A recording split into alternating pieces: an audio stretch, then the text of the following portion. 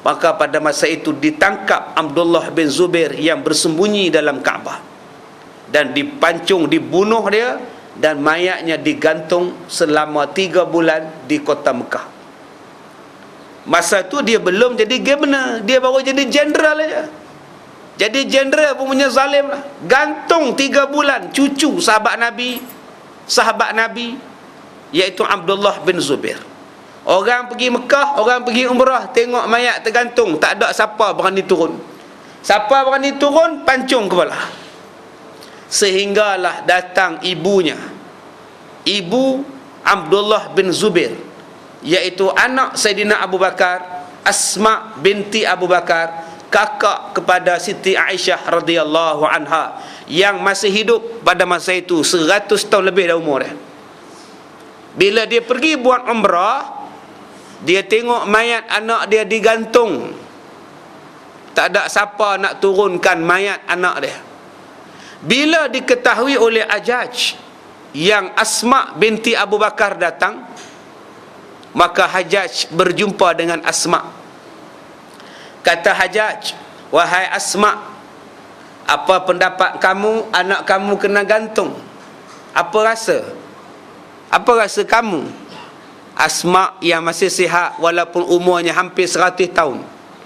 Ya, dalam riwayat sebut walaupun umurnya 120 tahun. Ada yang kata umur dia 100 tahun. Gigi sebatang pun tak rosak. Mata dia tuan-tuan tak pakai spek mata. Memang tak ada spek zaman tu pun. Ya, tetapi diberikan anugerah kesihatan kepada Asma. Dia kata kepada Hajjaj, bila Hajjaj tanya pendapatnya, anaknya digantung dan tak dikebumikan. Kata Asma, "Wahai Hajjaj, kamu telah merosakkan dunia anak aku. Dengan sebab kamu bunuh dia dan kamu gantung dia, kamu telah merosakkan dunia anak aku. Tetapi dengan sebab kamu bunuh dia dan kamu gantungnya, dia telah merosakkan akhirat kamu." Boleh faham bang? Yang tu faham? Dengan sebab kamu bunuh dia dan gantung dia, tak dikebumikan, kamu dah rosakkan dunia dia. Patut dia boleh hidup, patut dia boleh jadi pemimpin di Mekah, patut dia boleh bawa orang ke arah kebaikan, kamu bunuh dia, kamu dah rosakkan dunia dia. Tetapi dengan sebab kamu bunuh dia dan kamu gantung dia, dia pula telah merosakkan akhirat kamu, wahai Hajjaj. Bila Asma kata macam itu, serta merta diturunkan mayat dan dikebumikanlah mayat Abdullah bin Zubair, cucu Saidina Abu Bakar As-Siddiq radhiyallahu an. Ni tuan-tuan, kerah-kerah hati dia pun bila dikata dengan bahasa macam tu dia faham juga. Setengah orang langsung tak faham. Ya, setengah daripada kita ni kerah hati ni, kerah sungguh-sungguh lah. Nabi sebut sebab apa kita ni kerah hati. Nabi kata, "Salasatun turisu qahwatal qalbi."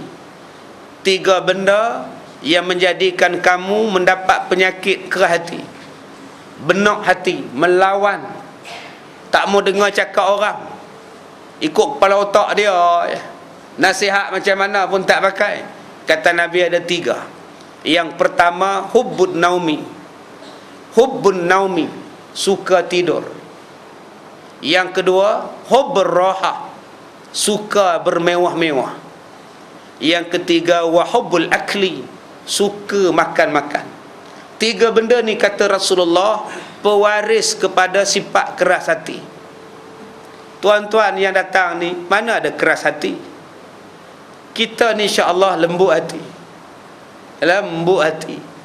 Sebab kita tak dapat 3 benda ni dulu-dulu. Dulu-dulu nak tidur mana ada aircon, kipas pun tak ada. Mana ada kipas atas kepala, duduk kampung miskin, papa kedana melarat. Kipas tak ada, elektrik pun tak ada, harap pelita. Nak tidur susah. Kita jarang tidur. Sekarang anak-anak jadi keras hati pasal apa?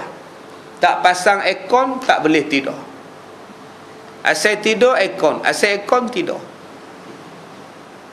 Mewah. Tilam berapa kaki punya tilam? 2 kaki terbaik tilam sekarang. Dulu atas tika mengkuang, atas tilam kapas. Itulah tidur. Susah. Dulu-dulu kita tidur macam mana? Berbirak-birak tidur atas tika mengkuang. Sekarang anak-anak tidur di atas tilam yang empuk-empuk. Kita baru tidur di Mina 2-3 malam, di Arafah 2-3 malam, tidur tak ada tilam, kita bising lah.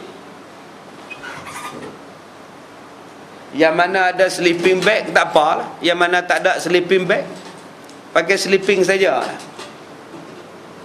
Sekarang semuanya tidur sedap-sedap, selimut yang tebal, bantal yang empuk.